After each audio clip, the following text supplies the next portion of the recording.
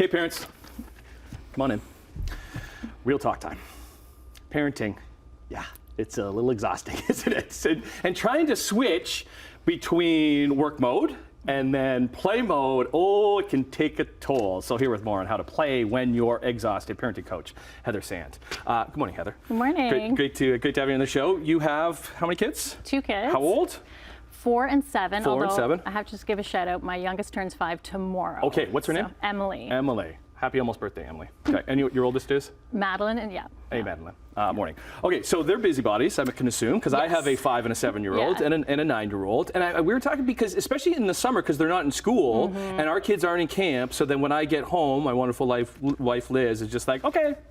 Yeah, your turn. You're describing my situation as well. My kids are generally home as well. And yeah, it can be really hard. Summers are busy, we're tired, we have so many other responsibilities. And like you said, as adults, we typically live in the work mode.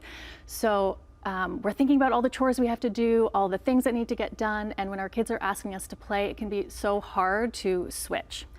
And if we can just remind ourselves sometimes that kids live in the play mode, sometimes it helps give us a little bit of permission to say, you know what, I'm gonna let go of my to-do list for 10 minutes and I'm gonna commit to this playtime. Now, I do have some really fun games that are good when you are tired. Before I jump into the games, I'll just mention one other thing that will help you get like the most bang for your buck is the positioning. So if you have your kids sort of like begging you to play and you're like, okay, just a minute, I need to finish this, and then you're like, okay, fine, all right, let's play.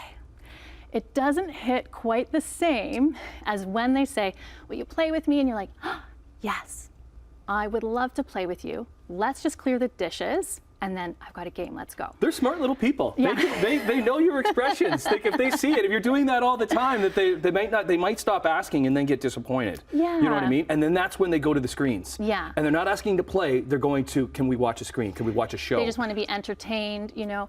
And I have an ulterior motive here too, because when we have even that 10 minutes of like quality playtime, our kids are calmer, they're more cooperative, and then they're actually more likely to play independently. So when we can just sort of front load with that playtime, it works really well.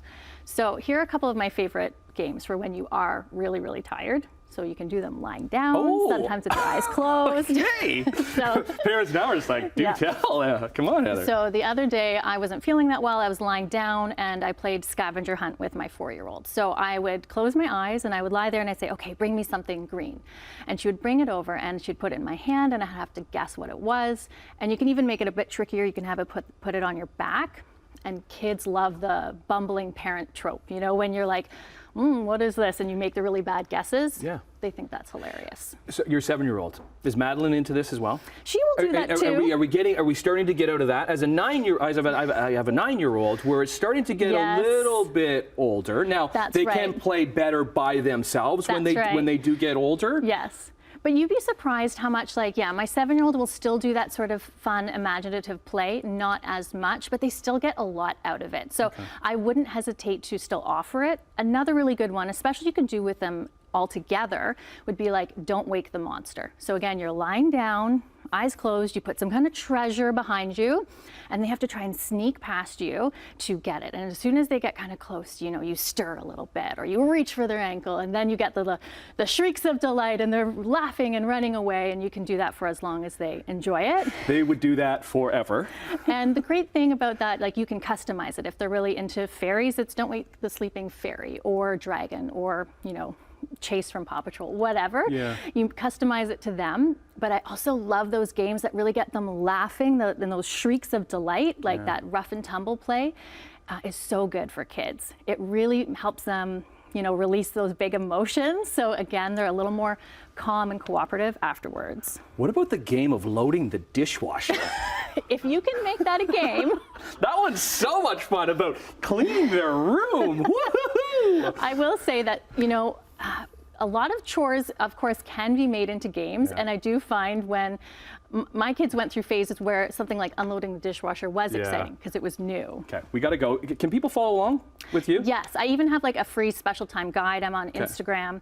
Instagram at heather.parent.coach. Great to have you. Great to have you on the show. Thank you, Tim. Happy birthday to your daughter tomorrow. Thank you. Okay, more Morning Live right after this. Yeah.